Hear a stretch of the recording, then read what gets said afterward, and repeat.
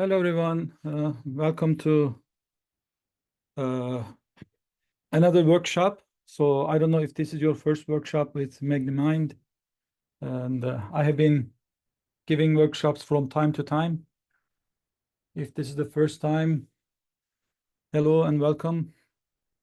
And if you are coming back, if you already have been to another workshop before, thanks for joining this time again.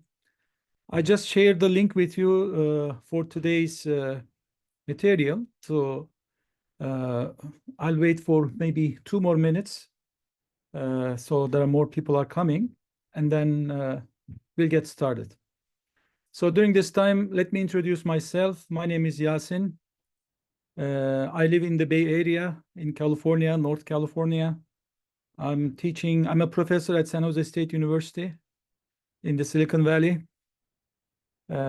I taught in other universities. I was a faculty member, professor at KAIST in South Korea for 2 years. So then I came back to Bay Area again. And then from time to time, I give some workshops here at Magnimind on machine learning, on statistics, and also sometimes time series. So what we're gonna do today is I'm going to make an introduction to how we can manipulate data sets. Basically, we are gonna do some work on pandas. But we're going to use time series data set. And then that's my plan for today. For next week, I'm going to continue with manipulating data, more getting into details of how we can create lags, leads of columns, variables of data sets. Again, specifically for time series data sets. Another thing I would like to cover before we even get started with any time series models is how we can parse data types. So how we can change strings into data type or date type, and then what kind of things we can do with variables with date type. Okay, so that's very important. A lot of people, the first time when they are started with dealing with time series data sets, get confused with the data types. So that's what I'm planning to work on next time. And then let's see what else we can do. All right, so I'm gonna let you guys know. And again, let me share the link to material with you. So this is the link. So if you could please just download the material so you can also follow with me. And then I'll try my best to go slow. And then please let me know if you want me to go faster or slower, so you can just ask me questions from chat, or I would prefer receiving questions from Q&A so that I'm not going to miss any of your questions. And then if I know the answer, I'll try my best to answer. If not, I promise I'll get the answer next time. Okay, so let me share my screen quickly and let's get started, okay? So this is the material I shared with you. Please download it. We are going to use WDI data, and this is the file, session 1 meetup ST. ST refers to student. So you will have a file that is empty. We are going to fill that file together, okay? So this is what we're gonna see at the end, but let me open the empty file. Okay. I hope you guys are ready. If you have Jupyter Notebook, you can directly open this file. If you don't have Jupyter Notebook, please use Google Colab. It's much easier. I mean, if you don't have any other thing other than internet connection, please go ahead and then use Google Colab. I'm hoping that you know how to use it, how you can upload data. All right, so let me know if you need help. Maybe I can show you very quickly how you can upload a data set. Anyways, so let's get started. What I'm going to do first is I'm going to import the data set. For this session, I will be using this CSV data. So let's first import this data set and then see how this data set looks like. Okay, so what I'm going to do is I'll first run this first cell. Again, I'm assuming that you guys already opened the file. You see there are so many files open here. I'm very lazy to look for files. So when I open a file, if I think that I'm going to need it, I keep it open. So please run this first cell, and then we're going to be using this pandas. Okay, pandas at first. Later on, we're going to use PLT. Every time I teach any data science course, I always say these are the three libraries, your best friends, pandas, NumPy, and Matplotlib. So PLT. So we're going to use pandas first. Let's read the data set.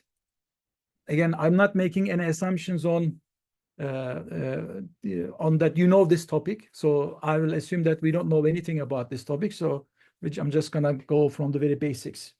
So let's read this data set. When you read the data set, we are using pandas. PD is the abbreviation for pandas. Read CSV is a method which helps us read files with CSV extension. That is the file name. That is the file that we're going to be using. Let's type the file name. By the way, let me make this a little bit bigger. Okay, let me write the file name, and then I'm going to get rid of this left panel.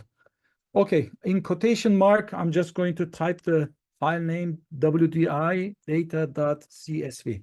Okay, so once I write this, let me get rid of this part. Okay, I do not need that part. And then please, again, share the data set. I'm sharing the folder one more time, link to the folder with you.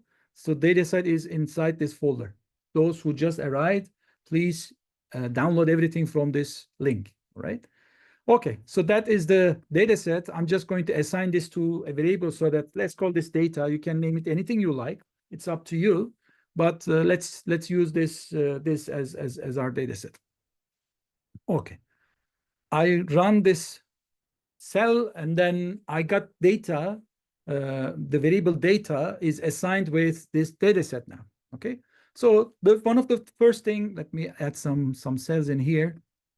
One of the first things I do is whenever I receive a data, I would like to see what is the shape of this data set. Basically, it's going to tell me how many rows and how many columns my data set has. So I have 377,000 rows.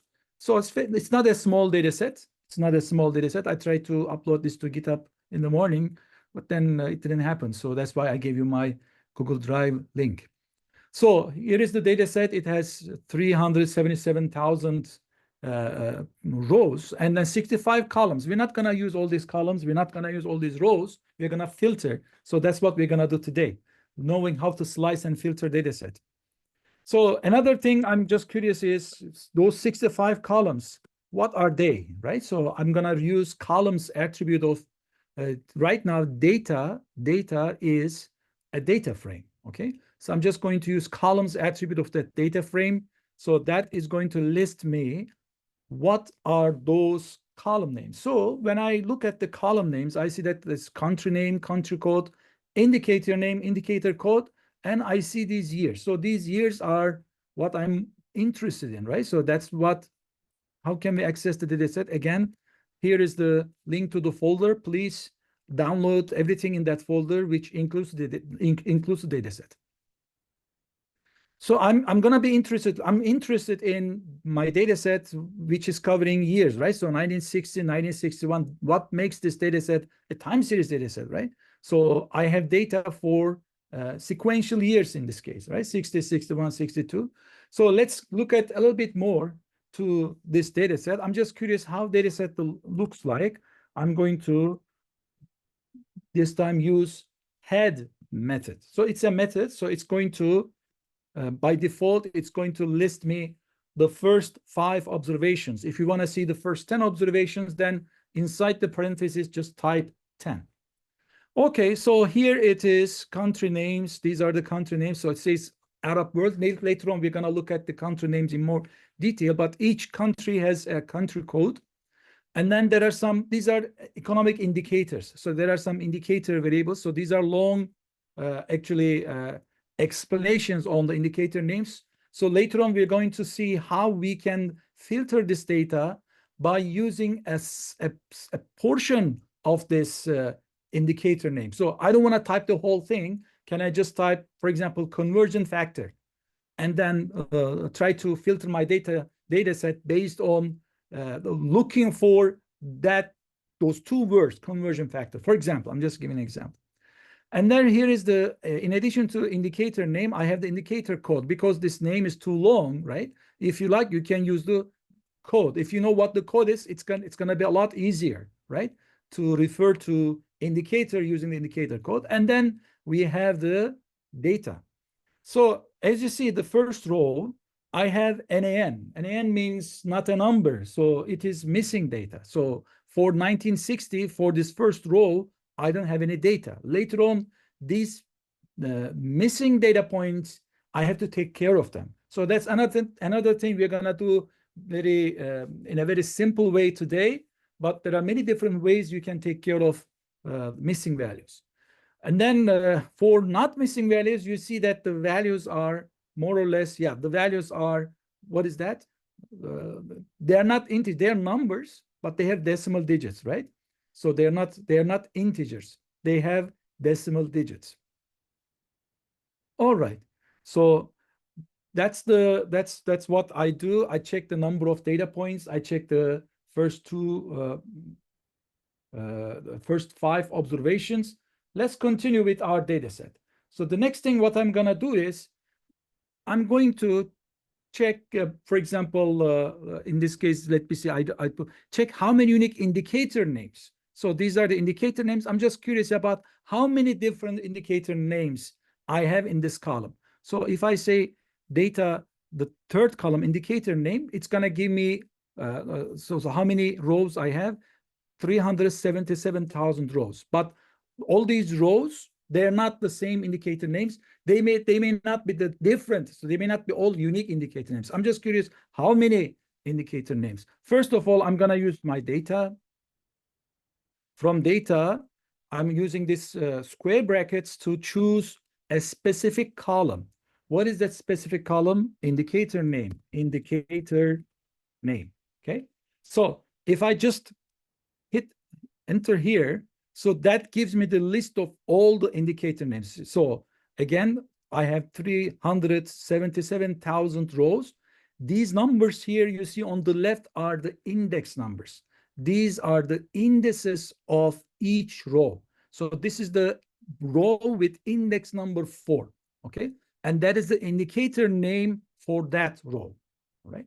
So again, there might be a lot of repetitions here, indicator name repetitions here. I'm curious about the unique indicator names. For that, there are different ways you can do this. What I'm gonna do is, again, this is a Panda series. I'm gonna use number of unique, okay? Number of unique indicator names. So that gives me the answer. There are 1,429 unique indicator names. Okay, just 1 second. Yeah, let me give the link again. This is the link. Yeah, Ravi, there are different ways of doing this. Yeah, and then let me also type the code that you shared. So data, thank you for sharing that. Indicator name. And then if you like, you can also say value counts. So in this case, what it does is how many of this indicator name I have, okay? So right, this gives me 264 times this indicator name was repeated. That's what it gives me, okay? Here, I'm curious about how many different indicator names. If you like, you can also use, let me see, just 1 second.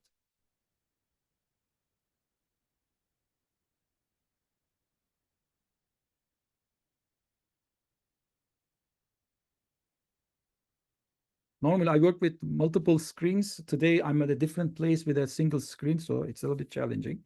So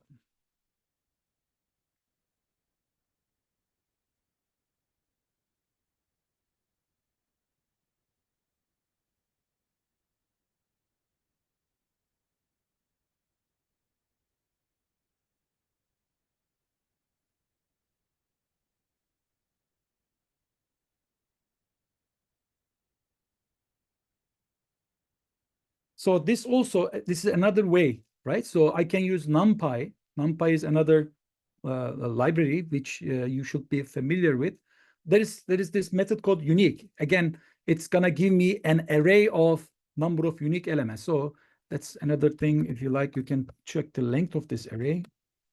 there are 1,429 unique indicator names. So there are different ways of checking how many unique values you have. Again, there is not a single way of doing things when it comes to Python, but I always suggest please learn one way and then feel very comfortable with using it.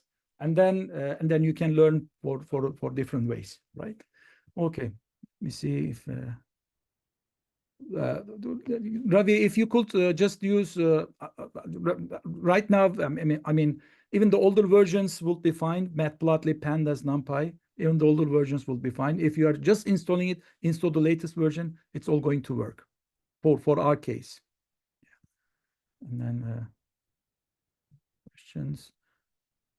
Yeah, we can again. That's another nice suggestion. So if you like, you can turn indicator names into a set. As you know, set, right? When you use set, when you turn this into a set, it's going to be all unique values. Set is going to eliminate the duplicates. So if I just hit enter, you're going to receive a set. Set is in pandas, we have within curly brackets. So right now, all the repetitions of unique values or indicator names are eliminated. Each indicator name is contained in this set only once, and then I can check the length of this one. Yeah, that's another way. Again, thanks. So there are different ways of, as I said, doing this. So again, this data set is WDI data CSV data set. I already shared the link with you guys. I'm sharing one more time. Okay. Oh, I already lost the link. So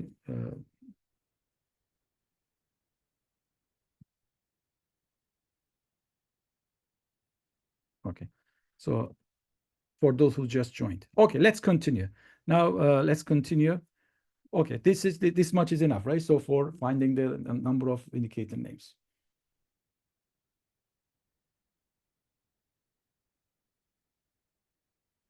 Perfect. So another thing I want to do is how many countries I have. Now I know how to check the unique country names, right? So remember, you look at the columns, country code. I'm just curious about how many country codes I have, right? And then what was that? Number of unique, right?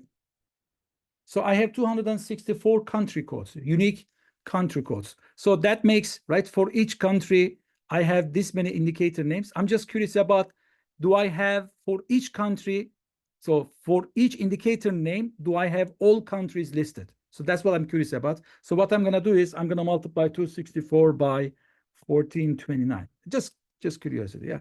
This is the number of rows in my data set, right? Yeah, exactly. So that means for each country, I have 1,429 indicator names for each country. Perfect. Okay. So let's continue. Let's continue. Let me add some more cells in here.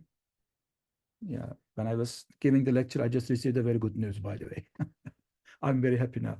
Okay, so let's continue. So create a new data frame where indicator name is central government debt and total. So this is one of the indicator names. Okay, so that is one of the indicator names. What I want to do is I want to create a new data frame. Okay, so how can we do this? From one data frame, how can I create another data frame? So again, there are different ways of doing this. First of all, I'm going to create a data frame exactly using this indicator name. So that's the first thing I'm going to do. So let's do this. First, this is my entire data set. Okay, this is my entire data set. So how can I slice my data only for indicator name equals central government debt total percentage of GDP? So again, remember, I have 1429 indicator names. I will only pick one of those indicator names, which is central government debt total percent of GDP. So first of all, I'm going to mark all the rows which has indicator name value equals central government debt total percentage of GDP. So let's do that first, okay? Data, indicator name. We know what this is, right? We know what this is, data indicator. Now, I'm just curious about, you see, these are all the rows. These are the row indices. Again, this entire data set. I'm just curious about which of these rows have indicator name equals this central government Okay, let me copy this. Let me just copy this and make sure that we have to make sure that this is the exact expression, okay, for indicator name. So let me do this. When I run this, you see it gives me true, false values. It's a Boolean series, right? So basically what false says is indicator name for the first row is not central government at blah, blah. Indicator name for the second column, second row is not central government. So because we only see the first 5 and last 5 observations, it looks like none of these indicator name values equal to central government debt. But of course, I have at least 264, right? Not 200, yeah, 264 indicator name values equals central government debt. I should have that many, right? So then how am I going to pick the ones that is actually true? Remember, each row will take either false or true value. If it is false, that means indicator name for that row is not equal to central government, okay? If it is true, that means indicator name for that row is central government debt total, blah, blah. So what I'm going to do is I'm going to use my, again, my data. From my data,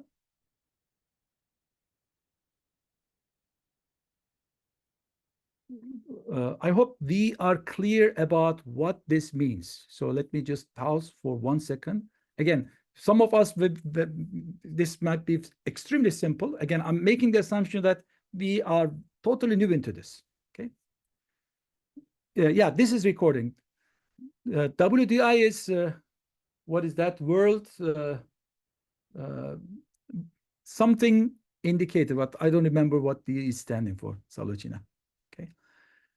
Okay, so I'm again, I'm hoping that we are clear about what is happening here. Remember, our data has multiple columns. One of these columns is indicator name.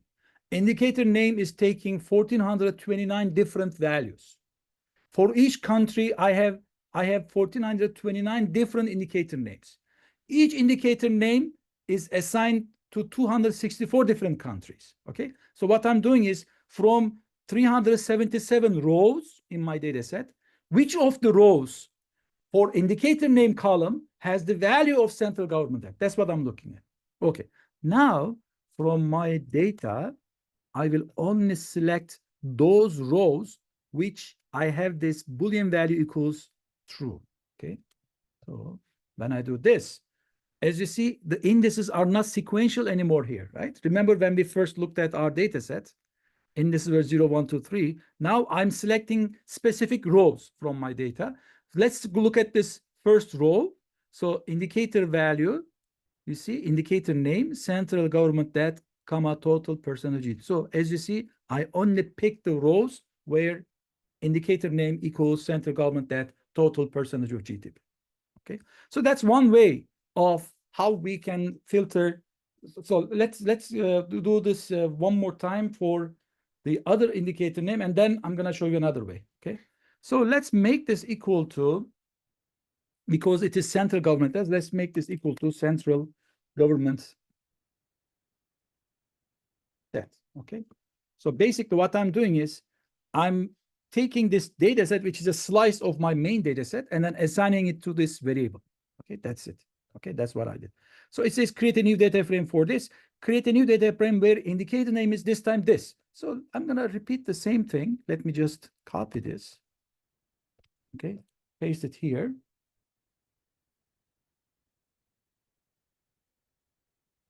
So this time indicator name.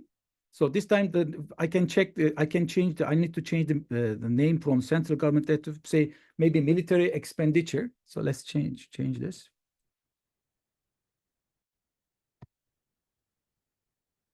Okay, and then indicator name is this one. Okay, I'm just copying this and then replacing with this one. Perfect. So let me run this one. Now let's check the shape of these two smaller data sets. Okay, central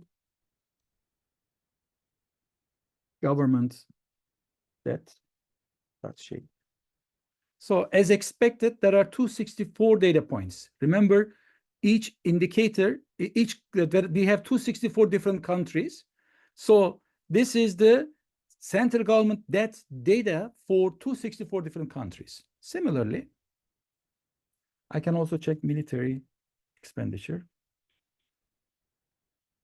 Okay, same, right? So again, I have for 264 countries, I have the military expenditure. Now, for some of the years, remember that we have 65 columns. Remember those column names? Remember those columns? 1960, 1961. So for some countries, I may not have central government expenditure data like this, NAN, NAN, NAN. And for some countries, I may not have military expenditure data. Again, I will have some NAN, NAN for some countries. So we'll see that in a minute. And by the way, please let me know. Yeah, World Development Indicator. Amrit. Yeah, thank you so much. Yeah. WDI stands for World Development Indicator. And then let me know if you have any questions. How did select the central? So again, I just selected indicator name equals. So here I'm checking if indicator name equals central government debt, total percentage of GDP. Okay, so we created these two data sets. One more thing before we get to the next point. What I'm gonna do is I'll do the same thing. I will do the same thing, but I'm gonna do something different here. So this is a long expression. Sometimes you might do this. I'm not insisting on doing that, but you might do this. You might just take a portion of this and then look for that portion as in a string. So let me tell you what this means. For example, government debt.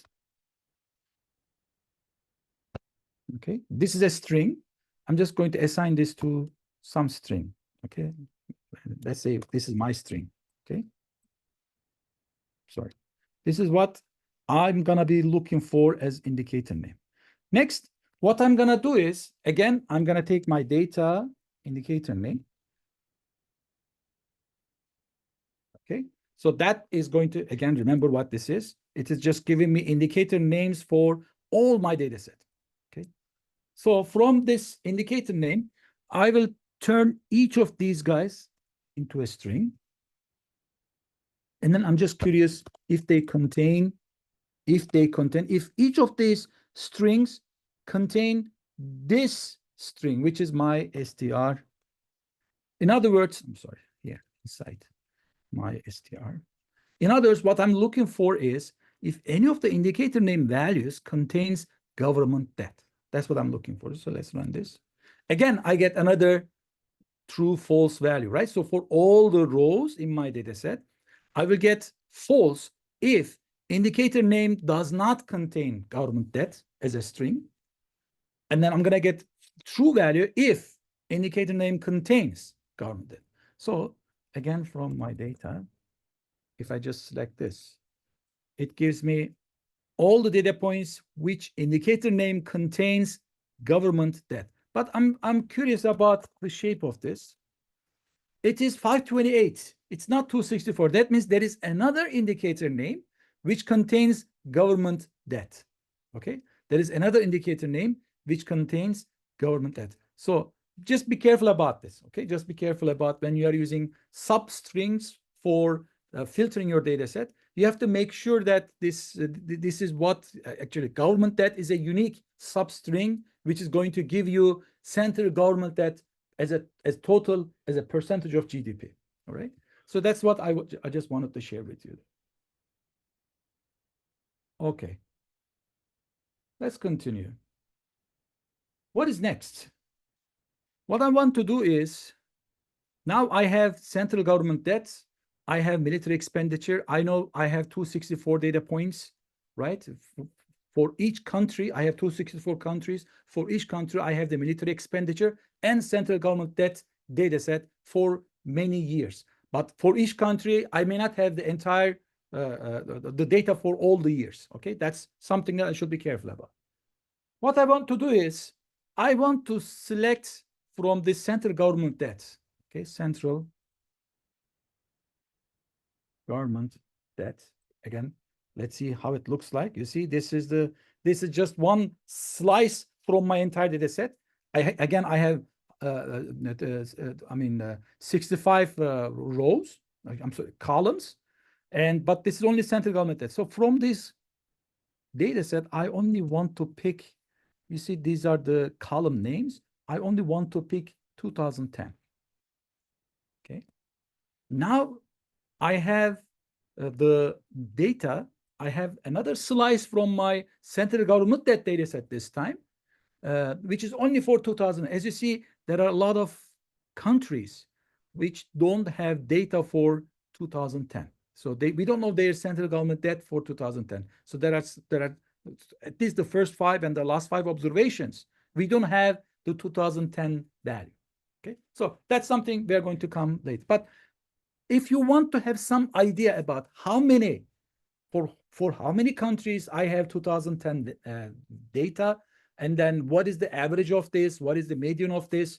If you want to have some idea about that, what I will do is I will just call the describe method. Okay, so that gives me, but there are 60 out of 264 countries. There are 60 of them which we have the central government debt data for 2010, for the year 2010. And the mean is 50.99, and then standard deviation is 31. This is the mean, the minimum, and this is the maximum. All right, so this just gives me some idea about central government debt for year 2010.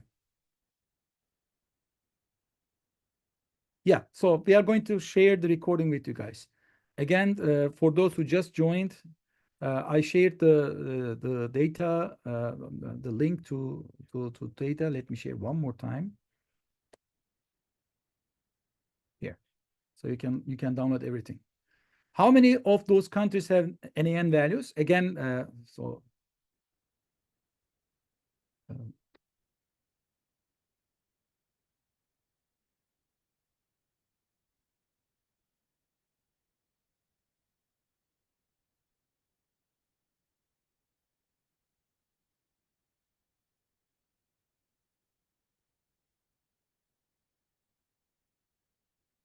out of 264 countries, 204 of them don't have 2010 data. Okay.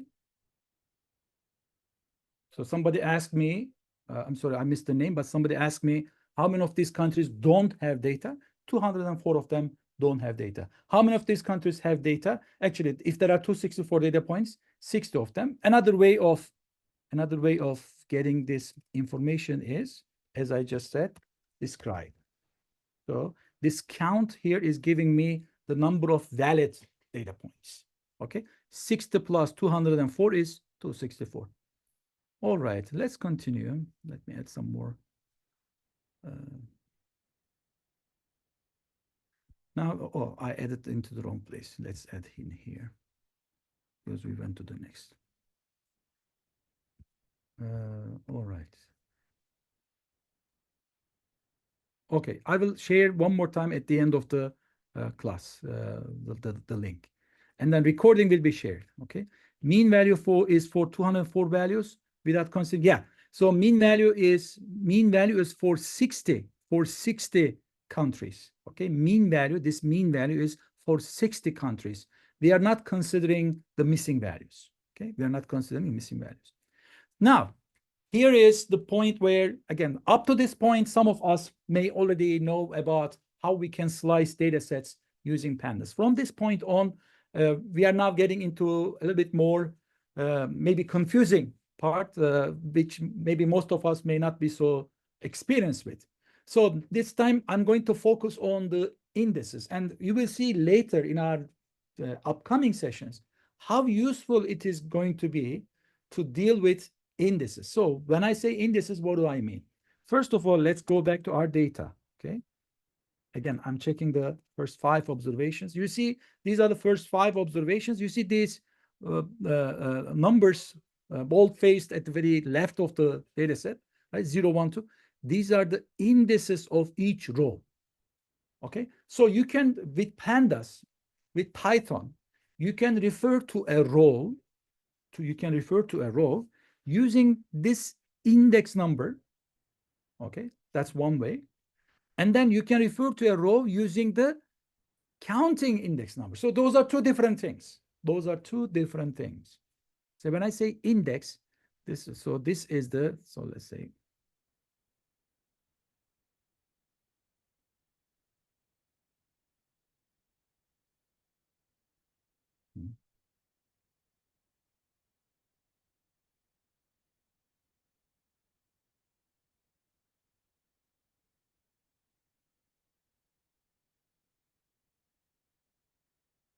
Just 1 second. I hope this will work. Okay, I hope this will work.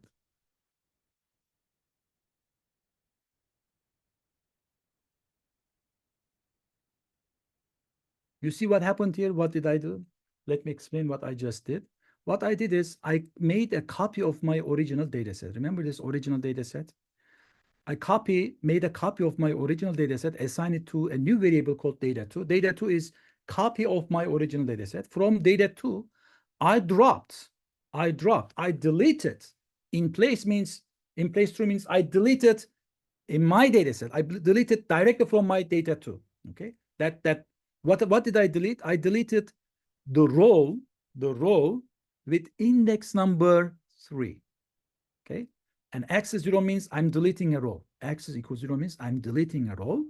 Which row? Index number 3. So let's see what happened to index number 3. 0, 1, 2, 3 is gone. So that index number is the ID of that row. Okay. So that is different than, look what I'm going to do now.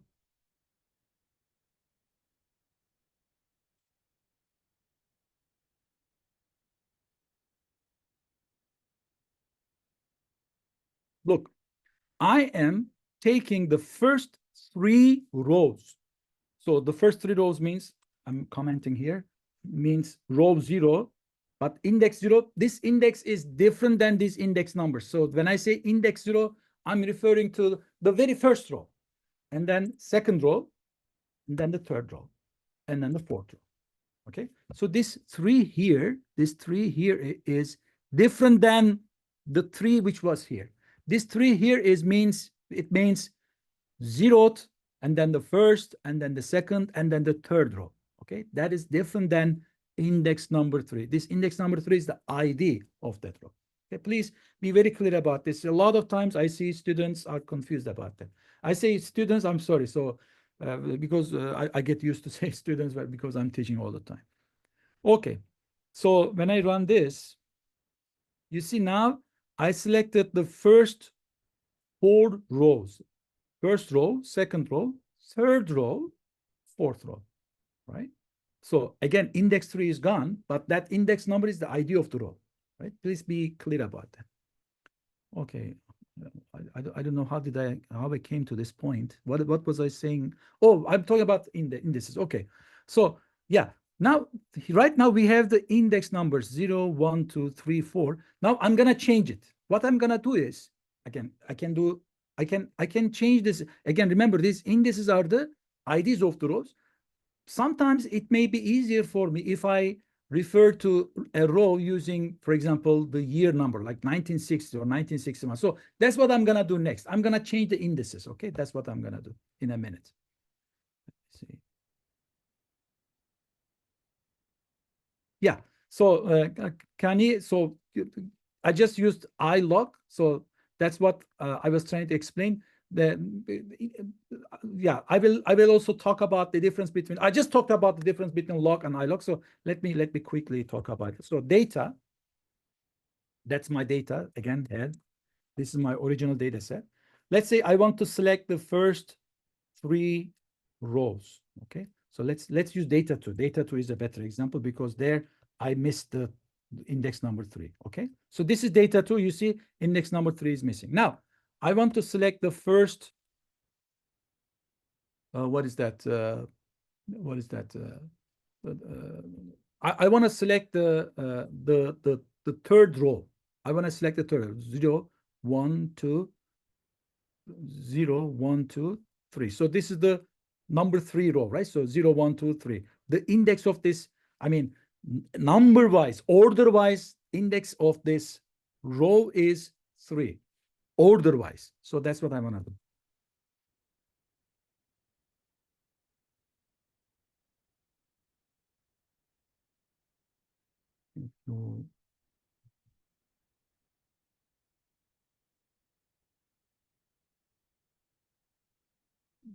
It's not gonna let me do this way. It's gonna better. Okay. So again, this is from data2. This is data2. I selected the 4th row. Look, first row, second row, third row, fourth row. So this is the fourth row in my data set, okay? Its index is 3 because 0, 1, 2, 3, the fourth row. So for that, I'm using I lock.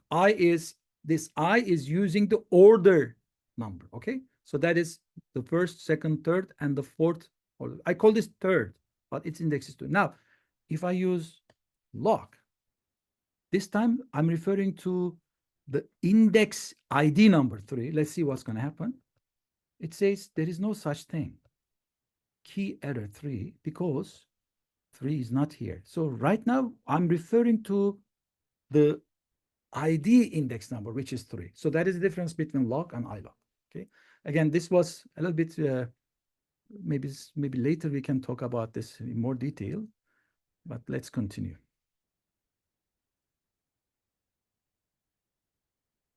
And I'm going to give a short break in what is, let me see, in 6 minutes. All right. Okay, let's continue, guys. What I'm going to do next is let's look at assign the country code as the index. So I'm going to assign country code as the index for 2 data frames. Which are those 2 data frames? Central government debt and then military expenditure. Okay, let's do that. Central government debt. Let's just see how it looks like now. You see the index is 140, 15. Okay. So if you like, again, I'm jumping a little bit ahead, but these are things that in the interviews you might also be confused. You see, this is 140. This is the ID, like index of this row. Sometimes when we create new data sets, you see, because we picked data points from here and there, right? What was the criteria for us to pick data points? For us to pick rows, we only picked the rows where indicator name is central government debt, comma, total percentage of GDP, right? So we only picked the rows where indicator name is equal to this value. You see, all of these guys are the same value. Because we picked data points, we picked rows, only if indicator name is this, we jumped over many rows, right? So that's what you see here. We jumped the first 140 rows, and then we jumped another maybe hundreds of rows. So that's why now row indices of these rows are not sequential, are not like consecutive. Like it's not 140, 141, because these are the IDs. Now, what I'm going to do is, rather than using these numbers, it's going to look better if I use country code. Then I know which country I'm referring to. So right now, when I refer to this row, I'm referring to this 2998 number. That is the ID of this row. But rather than using that number, I want to refer to each row using the country code. That's what I want to do. How can I do that? I'm just going to assign country code as the index. It's very, very easy. Let's see.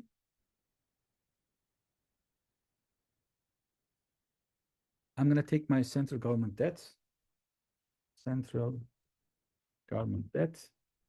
I will say index. So right now, if you look at the index, these are the indexes. You see, 140 is the index of the first row, 1569 the index of the second row.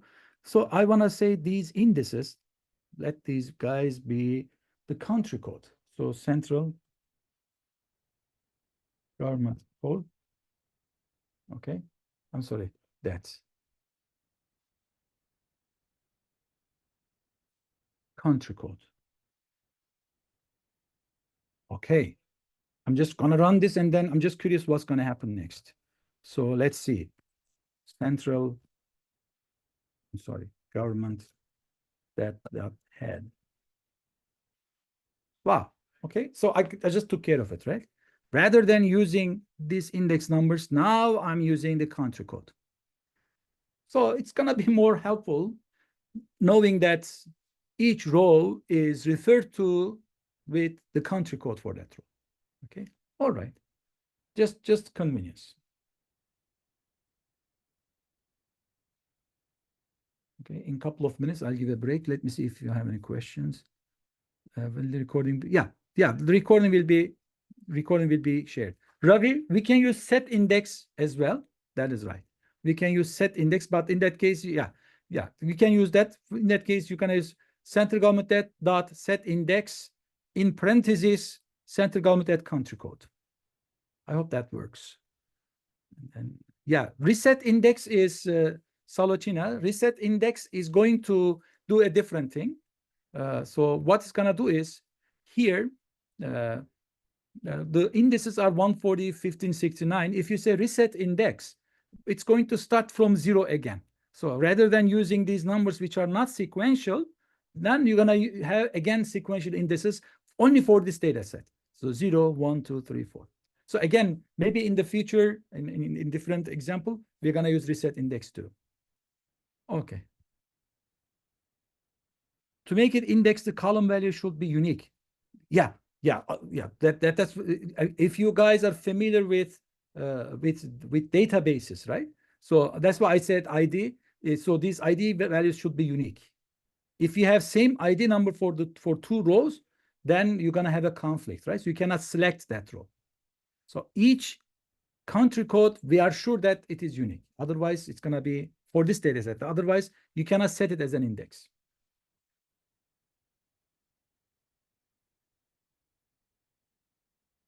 All right, let's continue. So let's do the same thing for the military expenditure data set.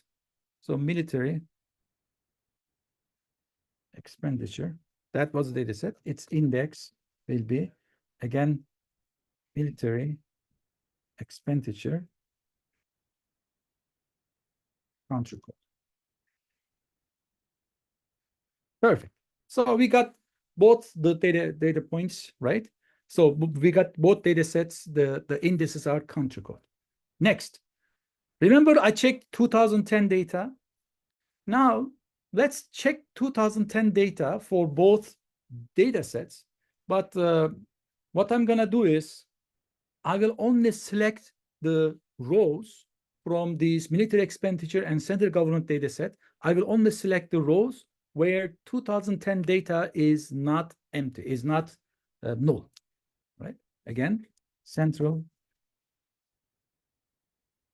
where is it? Government debt.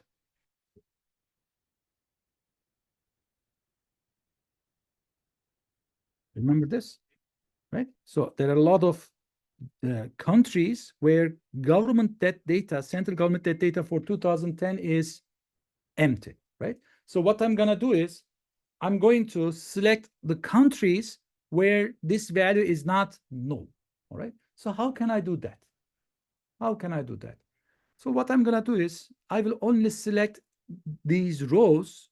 Again, let's create a what is that? Boolean array where if this row has NaN, it's gonna be false. Or if this row has NaN, it's gonna be true. If this row has value not NaN, it's gonna be false. So let's do that way. So there are different ways of doing this. What I'm gonna do is, so I'm gonna use pandas. Again, there are many different ways. Actually, let me check this one. Yeah, that's gonna be much easier. So what is this? What I did is now this 2010 data set, if it is null, it's going to return true value. If it is not null, it's going to return false value. So if I say central government debt, okay, this is my original data set. From this data set, I will only select the rows with true values. If I do this, as you see, I selected the rows where the central government debt for 2010 is NaN. Of course, now right now you don't see this, but let's do it this way.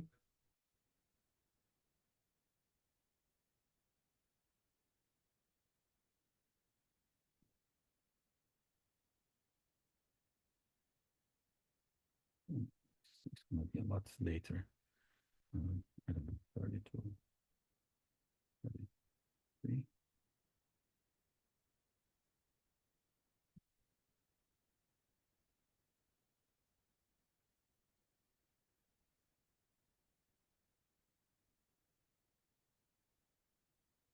Okay, finally I got it.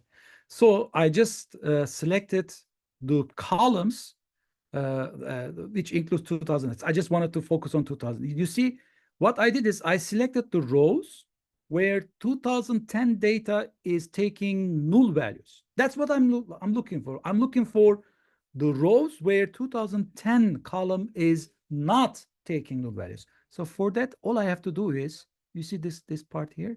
Remember what this part was saying? Let's go back one more time.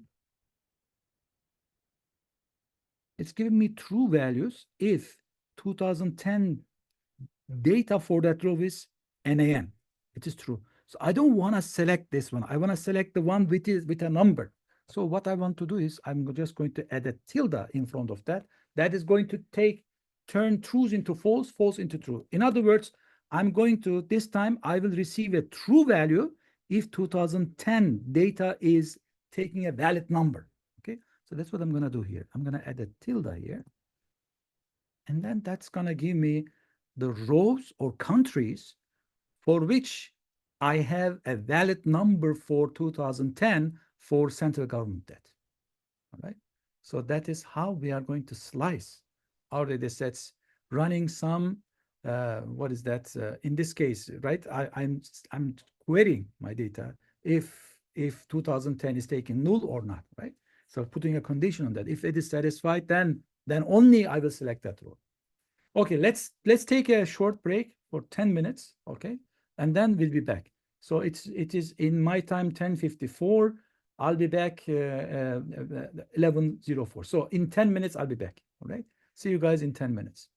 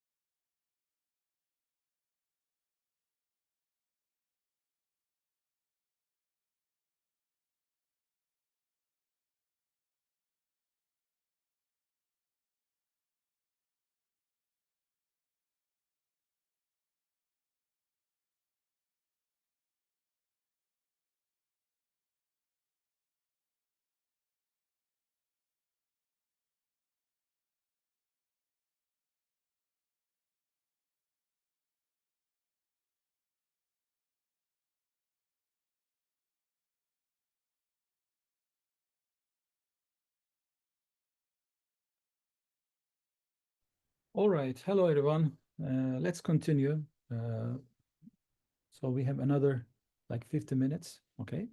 So what we just did was we actually took a slice from our central government debt data set, uh, only for 2010 column. The data set is going to contain 2010 and then not new. Okay. So this is what we were trying to do. So let me copy this. Okay, copy this. And then what I'm gonna say is central government debt 2010. Okay, so I will call it 2010 because I'm gonna only slice the 2010 part of my data set. And then central government 2010 is not null. Okay, uh, is not null. Okay, I think we got it. So let's see what is this central government debt 2010. I'm just going to look at the head. So this is the data set where 2010, of course, again, I don't see it, but it's not null, right? This is the data set where the data set is not null, but then I only want to select 2010 column. So for that, what you can do is, you can say 2010, right? Now you have only central government 2010 dataset where countries with 2010 column not null. That's all I did. I just put this 2010 in here so that I sliced my data this time column wise. I only selected 2010 column for central government debt where 2010 column is not taking any null values. Okay, that is what I did. Let me try one thing. You can do the same thing by putting 2010 in here. The same thing. Okay, doesn't change anything. Okay, now I'm gonna do the same thing for military expenditure. Okay, so please let me know if you guys are falling behind so I can wait, or I don't know if you have any difficulty. Okay, I'll try my best to answer, but this is military expenditure 2010. Again, this is military expenditure. Sorry, military expenditure, and this is military expenditure. Military expenditure. Again, remember, central government debt 2010, military expenditure 2010 is the list of the countries where their central government debt data for 2010 has a valid number. It's not null. Okay. So military expenditure 2010 is the data set where containing only the countries where they have military expenditure data for 2010. Right.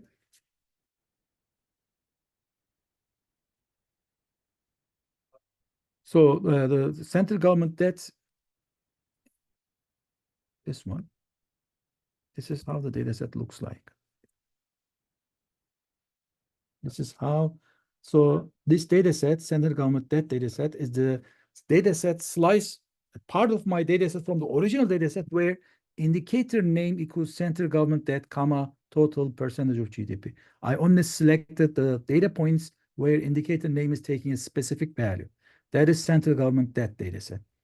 Military expenditure is the data set where only indicator name is taking military expenditure value.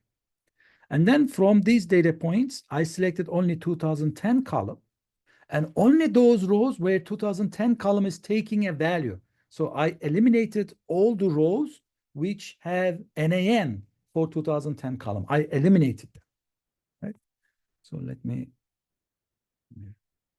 use this. Okay, this is where we are now.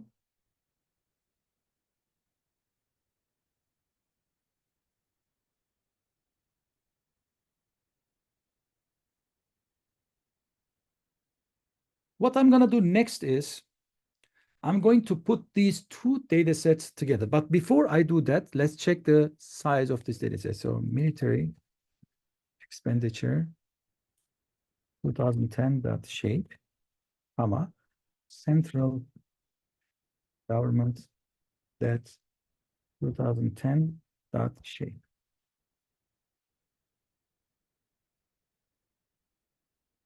So the military expenditure data set has 193 data points.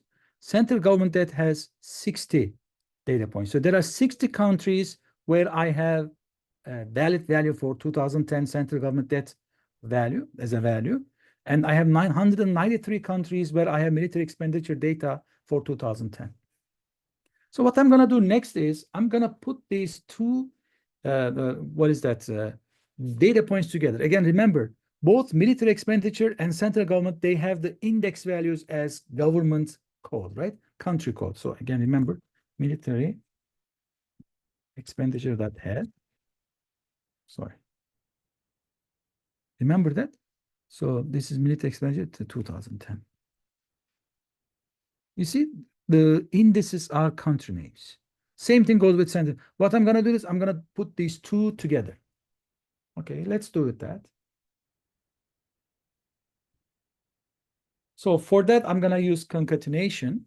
So pandas concat, right? I'm going to concatenate. I'm going to put these two rows, two columns together.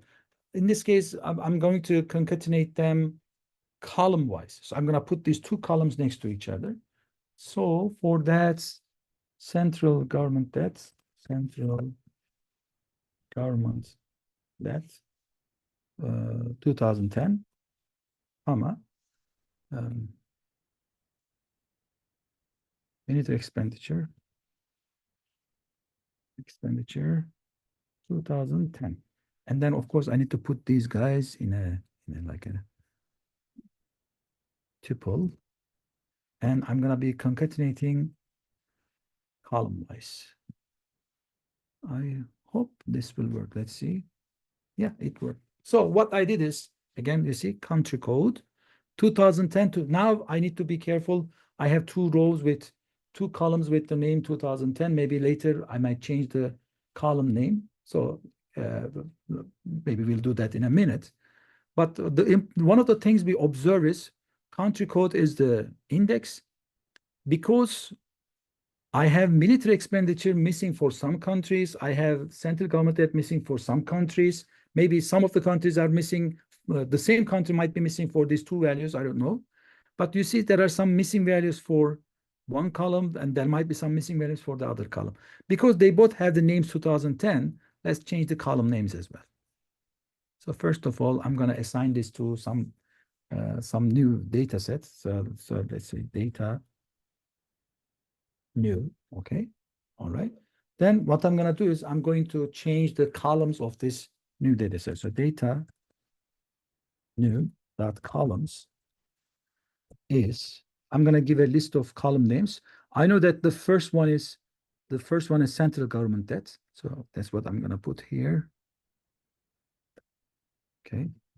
The second one is military expenditure. Why am I spending all this time about this? This is a workshop on time series. I know that, but this part is very important, guys. So before we do train any model, we are going to spend a lot of time to put our data set into shape to understand what this data set is talking about. So let's now see our data sets. You see, now I have the new column names. Perfect. So I know this is country code, this is central government, this is military expenditure. Okay. Next, I can do now some analysis only on this data set, but this data set has some null values, right? So let's see. Data new is null. You see, for some rows, I have central government debt is missing. For some rows, I don't see it here, but military expenditure might be missing. So what I'm going to do is, what I want to do is, I'm going to mark any of the rows with a missing value in any of the columns. So let's see. Now let's just spend a few minutes on this. What is happening here? So I'm just going to cut this part and run this one more time. Here is null is giving me false true values for each cell. Think of this as a table. It's a data frame. Think of it as a table. It's giving false or true values for each cell. So what is this false value indicating? It means in this cell, I have a value. It's not missing. What does the true mean? What does that mean? In this case, for this cell, for this country, central government, that value is missing. That's why it says true. Okay, that's one thing. What I want to do is I want to eliminate any of the rows, in other words, any of the countries, if that row has at least one missing value in any of these columns. So if it has a missing value in this column or in this column or in both, I want to eliminate them. So that's what I'm doing here. Any along the axis one. So if it is missing any of these columns, it has a missing value for any of the rows. So I want to see them. Okay. So again, these guys have missing values in one column. So I might have, so if you want to see how many, I have 157 data points, which has a missing value for at least one column. So what is the size of my data sets?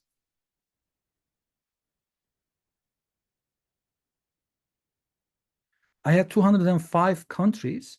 Out of these 205 countries, 157 of them have at least one missing value for either central government or military expenditure. So by eliminating those countries which has at least one missing value is going to significantly reduce the size of my data set. So these are things that we should be aware of when we are dealing with data sets.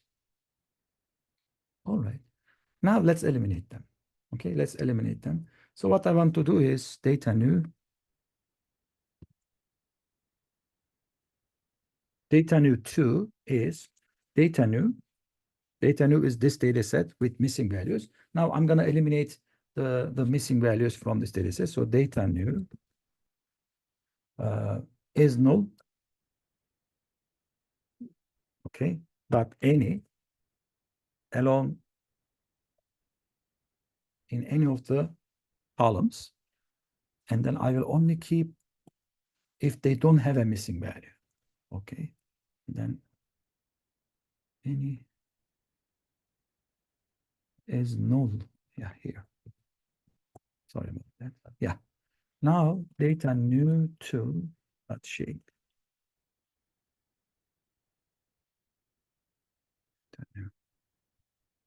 Yeah, I have only 48. What is that? Data points left in my data set. So let's see what how this looks like. Data new to. Okay, you see, I have only countries which have value for both columns. Now you can do whatever analysis you want to do on these guys. You can create a histogram. You can create, I don't know, some other thing. So you can do whatever you want on these data sets. Okay, let's continue. All right, I think we spent so much time on here. What is the relevance of axis one? So I'm sorry, I didn't see a lot of questions here. So could you please show the definition of, yeah, what is relevance of axis? One means axis 0. Okay, let's see here. Okay, let's see for ourselves.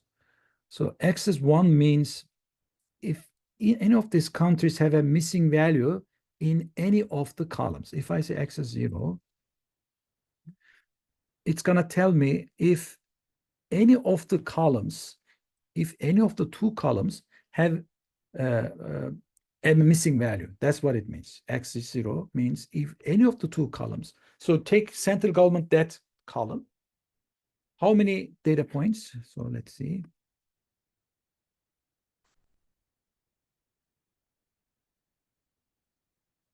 There are 205 data points, right? So I took central government debt column. There are 205 values. If any of these 205 values have a missing value, it's going to turn true. Okay. Again, if any of the military expenditure, there are 205 values for military expenditure. If any of the values out of this 205 is missing, for that column, I will return true. That's what it means, axis 0. When I say axis 1, this time I'm looking at each row. I'm looking at each row.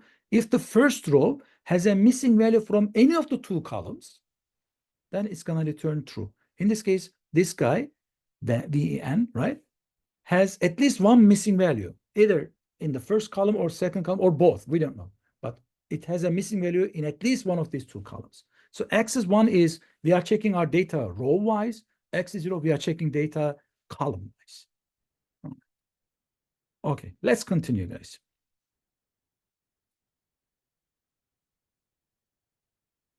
Okay, so we are going to filter our data set even further. Okay, so now we want to analyze our data set for a specific country. Okay, earlier we analyzed our data for a specific indicator name for a specific year. Now we are going to take one further step. This time we are going to, for the central government debt, we are going to look at a specific country. So the country code is called USA. Okay, so again, let's go back to our original central government debt data set. Okay, let's remember what this data set looks like. Okay, so these are the country codes. This is the central government debt indicator name. Okay, now I'm gonna select only country code equals USA. Okay, that means I will only select the index value equals USA. That's what I want to do. Okay, so the index is country code, but I also have country code in here. So if you like, so for example, you can do this. I think we can do this.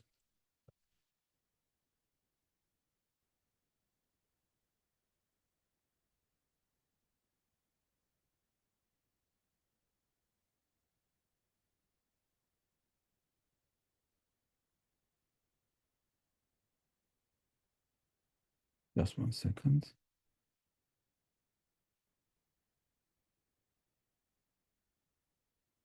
It's a block. Yeah. So what I did is from central government debt, I used the index value USA to select a certain row, which is just USA row. That is one way of selecting a row whose index is equal to USA. Okay, that's one way of doing that. Another way is I'm just going to use central government, government code, okay? So central government debt. Okay, again, I'll use this country code, okay?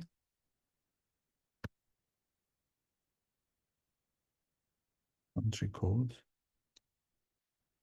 I'm just checking if that country code is equal to USA.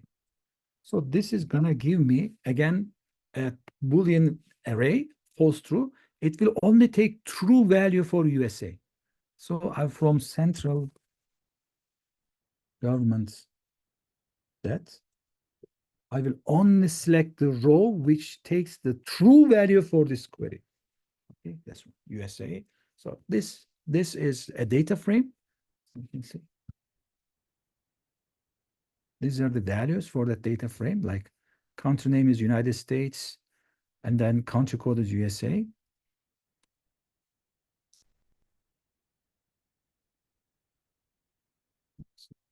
I need to turn this in here. This is a data frame, and then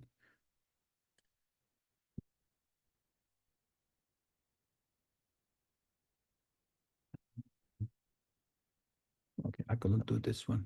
Okay, no, never mind. Okay, I just tried to turn it into a series. I couldn't do it. Okay, so I selected the row which country code is equals USA. All right. What next? So after this point, it's gonna get a little bit more. Please pay more attention. Okay, after this point, what I want to do is for USA, I'm gonna deal with this 1960, 1961, 19. I want to deal with these years and then corresponding numbers. Okay, so I mean, what I can do is I can take this this one. Okay, I can take this one. I'm gonna take it here, and if I do this, you see what happened? Here I have a row. I took the transpose of this row, turned it into a column.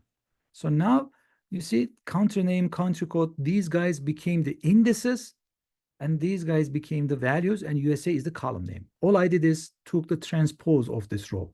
You know transpose. Transpose take the row and turn it into a column. If this was a matrix, transpose is flipping over that matrix, right? Flipping over that matrix so that the rows will be columns and columns will be rows, right? So that's what I did. I just turned my data from a row into a column. So let's call a name with this one. So I'm going to call it central government debt US. Okay. All right. So now I know that I have one column of data. In the column, the indices are at some point 1960, 1961, 1962. Okay, I'll do the same thing for military expenditures. Let me copy this.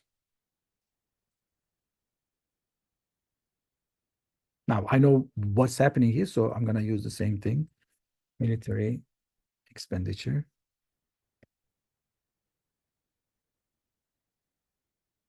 Expenditure.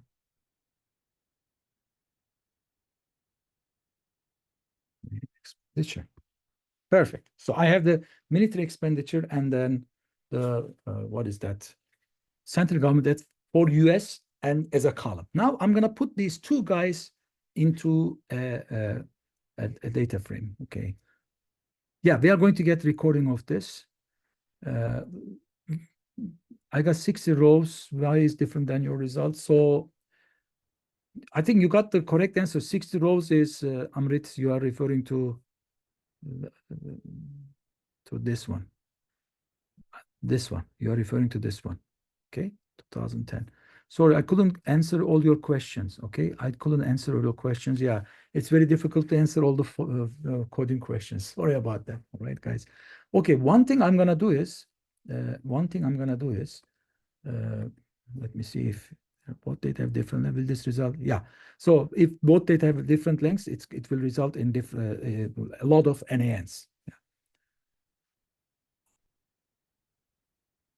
So what I'm gonna do is I'm going to share this file at the end of the session.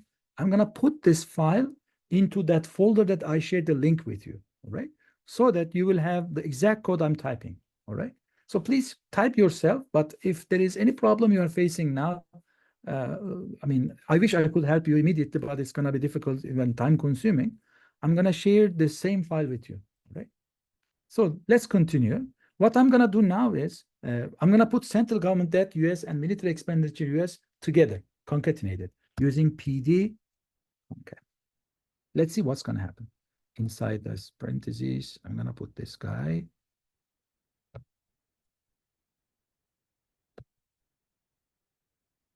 Comma, this guy. And then I will concatenate them column-wise. So I will say, comma, x that equals 1. Let's see what's going to happen. You see, now I have country code. So I'm more interested in this part, okay? Later, we'll see that. But I have USA central government expenditure and USA military expenditure. Okay, I just concatenated it. Okay. Let's see. Let's make this data US equals. Okay, now we know what data US is. Perfect. Next. So what I want to do is so again, remember how data US looks like. I would like to filter my data for this part. I just want I want to get rid of these guys. I just want to get the years. Now, this is about time series, right? I want to get indices which has time, the year, okay? So that's what I want to do. So there are different things I can do here. There are different. So first of all, recognize that these are the index names, country name, country. These are the index names. I am more interested in indices, which are taking numeric values. These are the year names. So I'm going to do something here, data, US, okay? and then index, you know what index is, equals 1960. Okay, that's what I did now. Okay, let's see what happens if I do this. If I do this, I receive this again, a Boolean array. It's taking false if country name is country name is not 1960. That's why I get false. So I will only get a true value. I will only get a true value if the index value is 1960. Okay. But then I'm just curious about what is the index value of this true. In other words, if I go from left to right, so this is 0, this is 1, this is 2, this is 3, this is 4. I want to know what is the order of this true value. For that, what I'm going to do is numpy where this. I'm just curious where this true value is located in this array. When I run this, it is the fourth one. So again, 0, 1, 2, 3, 4. Why am I doing this? Again, this is a very useful trick to know. If you want to slice your data with some beginning and then some end point. Again, there are many different ways you can do this. There are different ways you can do this, but this is one good trick to which you can use. You can look for the index of the beginning point. You can look for the index of the ending point, and then that's using those beginning and ending points, you can slice your data. Okay, so that's one way of slicing. Again, there are different ways of doing this, but that's one way of doing this slicing. So I'm going to use this one now. So what I'm going to do this is, as you see, it is returning an index because this is a vector. This where is giving you the location of 1960 because this is a vector. This array is giving a tuple. The first element of the tuple is giving the location of 1960 column row wise. Because this doesn't have a column, that's why you don't have the second element of this tuple here. So don't be confused. What I'm going to do here is, don't be confused. When I say 0, I'm getting into this array. When I say 0, I'm getting into this 4. So but basically, without these zeros here, I'm sorry. NP where is giving me a tuple. This is a tuple. You know what tuple is, right? Inside a round bracket, tuple with two elements. The first element is an array. The second element is, again, array. When you use where, the first array is giving you the, what is that? The column names, okay? The column locations where this condition is satisfied. The second element, the second array is giving you the row positions where this condition is satisfied. Here, I only have one column. I only have actually one row. That's why I only have one array here. That's why I only have one array. Now, with this first 0, I am selecting this first array from this tuple. Okay, that's what I'm doing. Because the second tuple is empty, as you see. So with the first 0, I'm selecting this first array. With the second 0, I'm selecting the first element of this array, which is 4. Okay, what is this? This is the beginning index of my data that I want to slice from 1960 to 2019. So this is the beginning index of 1960. Okay, so this is the beginning index where I'm going to use to slice my data. Okay, let's put it that way. Okay, so I'm going to say this is index 0. I'll do the same thing. I'll do the same thing for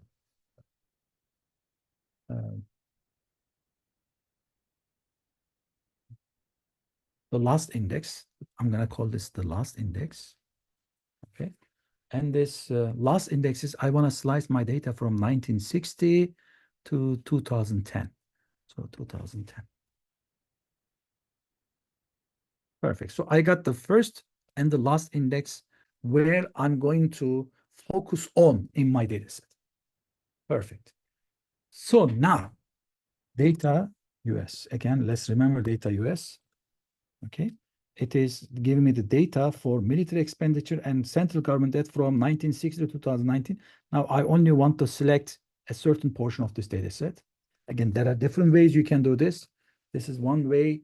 I like doing I just wanted to show this trick to you so you can use it for some other problems. So index 0, I'm using I lock.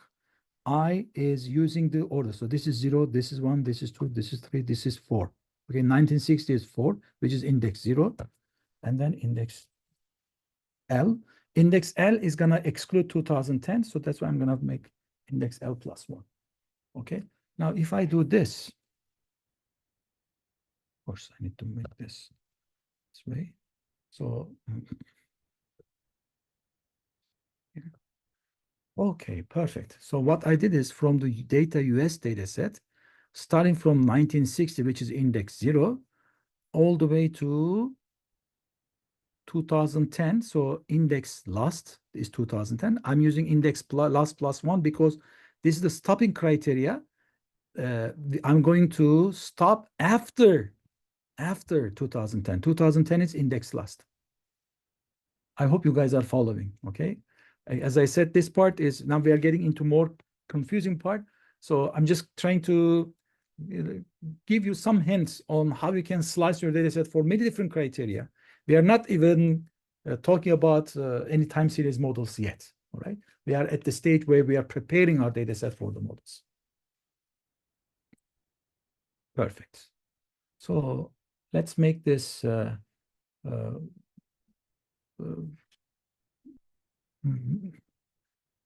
maybe what I can do is data US dot columns is equal to, so it's going to be much better if I do this way. So let's say military expenditure,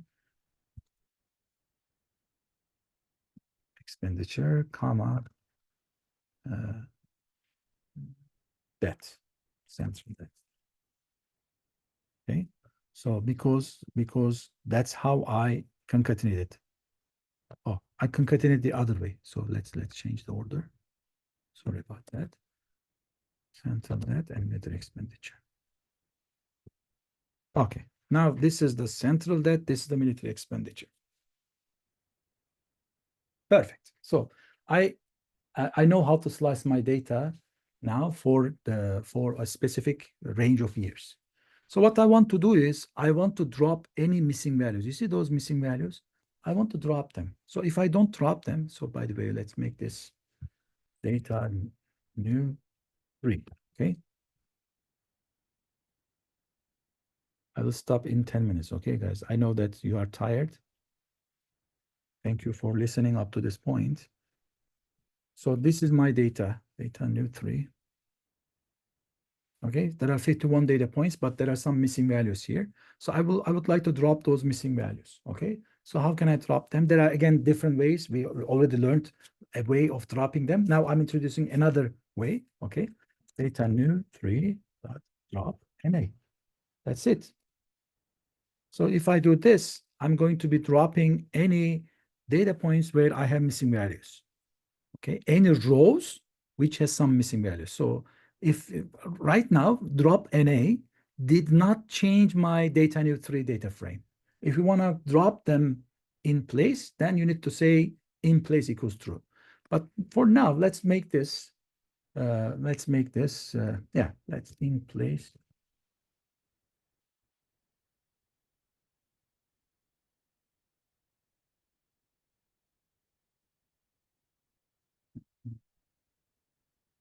Okay, so let's do this way. Let's make them.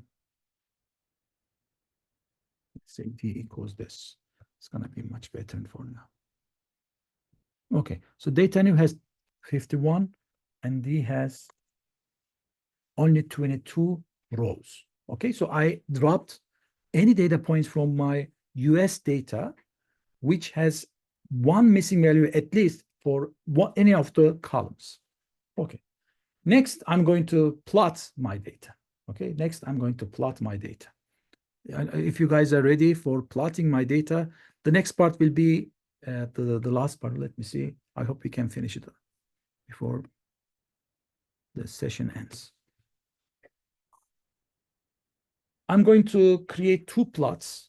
Now we are talking about PLT, right? So I said pandas, NumPy, and math Matplotlib. Okay, these are the three libraries which are going to be extremely useful. Now I'm going to use Matplotlib, which is PLT. So I already imported PLT at the very beginning.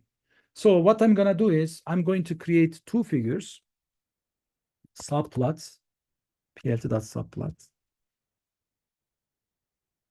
Okay, subplots. Later, we are going to use these subplots frequently, so I think it's a good time to introduce them now. So I'm going to create two subplots. Let's see what happens now. You see, I've created two figures. So now there are some technicalities here. Let's talk about it. What I want to do is these subplots, I want them share the same x-axis. Okay, so that's what I did now. Okay, so I don't need to, you see, without this, you see, I am putting the label value for each x tick, right? So I don't need to do this for both of the figures, because I know that these two figures are sharing the same x-axis. So that's why I say share x-axis. I'm sorry, this extra thing. Okay, now I have only one x-axis with the tick values, because I know that the first figure is also sharing the same values.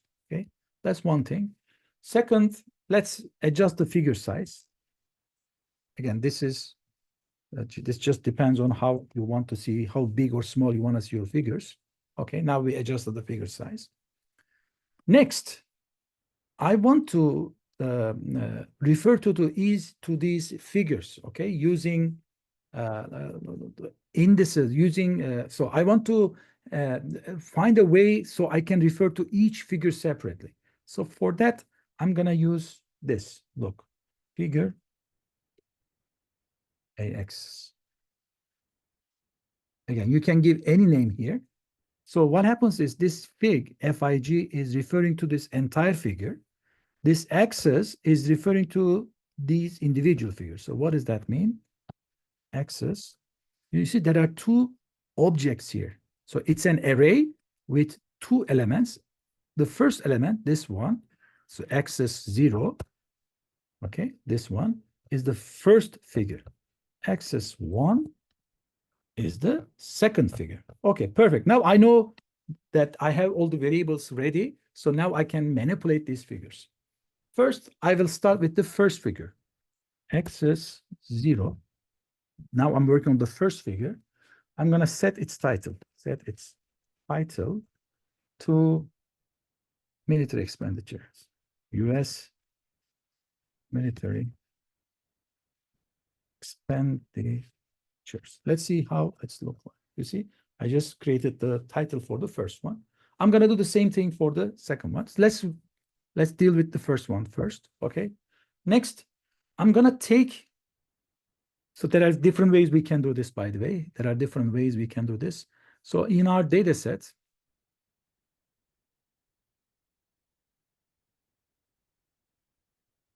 this is my data set.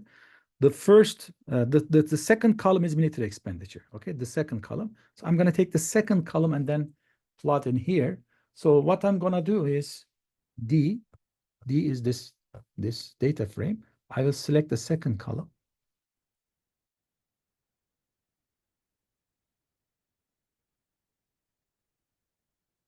Okay, I chose the second column, military expenditure. Oh, that's not, there's no such thing. Here, this one. Okay, I chose the second column, and then I will plot. And okay, so if I just do this, okay, if I just do this, let's see what's going to happen. So it is plotting this figure to the second figure. Okay, it's plotting it to this, but I want it to plot in the first figure. So that's why I need to specifically say, hey, plot this one. This AX is referring to which figure we are referring to. Okay, AX is axis 0. So make sure that you plot this military expenditures on the first figure. In the first, okay, we got it. All right. And then you can also say a lot. So instead of just lines, you can say, hey, I want to plot it in a with a marker. Okay. So it's gonna look, if you believe it's gonna look better like this. So these markers are indicating the data points. Okay, so that is the first figure. You can even say color, right? So let's make the color. Color is, let's say, blue. It's already blue, right? So color is blue. Oh, it was not blue. It's a different light blue, maybe. I don't know. Color is blue. Let's now do the same thing for the second axis. I'm sorry, second figure. Okay, so this time axis 1 is US central debt or federal debt, you can call it, right? And then this is, what is the name? Central debt. Sorry, central debt. Okay, and then let's make the color different. Let's make it red. And of course, I'm plotting this into the second figure. Perfect. So interesting, right? So this is the military expenditures. Military expenditures is dropping. In 2000, something happened, right? So both central debt is low as well as military expenditure. So, and then as military expenditure is increasing, central debt is also increasing, right? So this is something we observe in here. All right.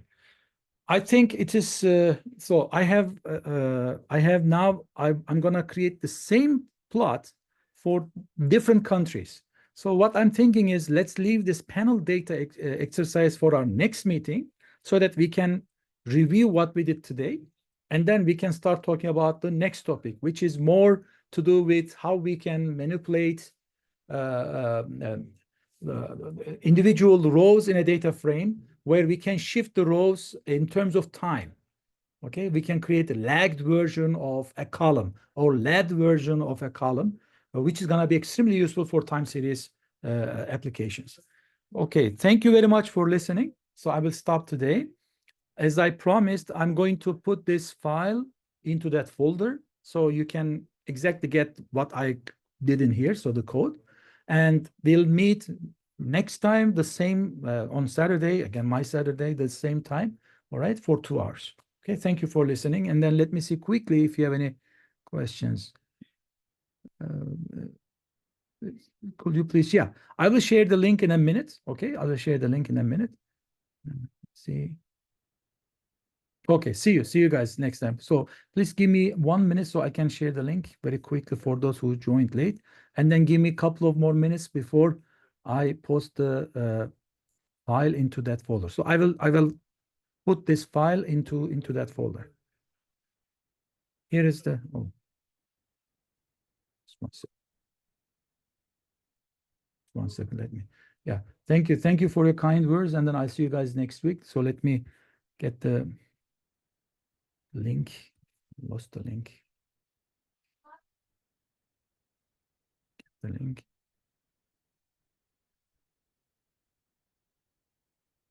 Okay, here is the link. Okay, and then recording will be also shared. Okay, thank you guys. See you next time. Take care. Bye.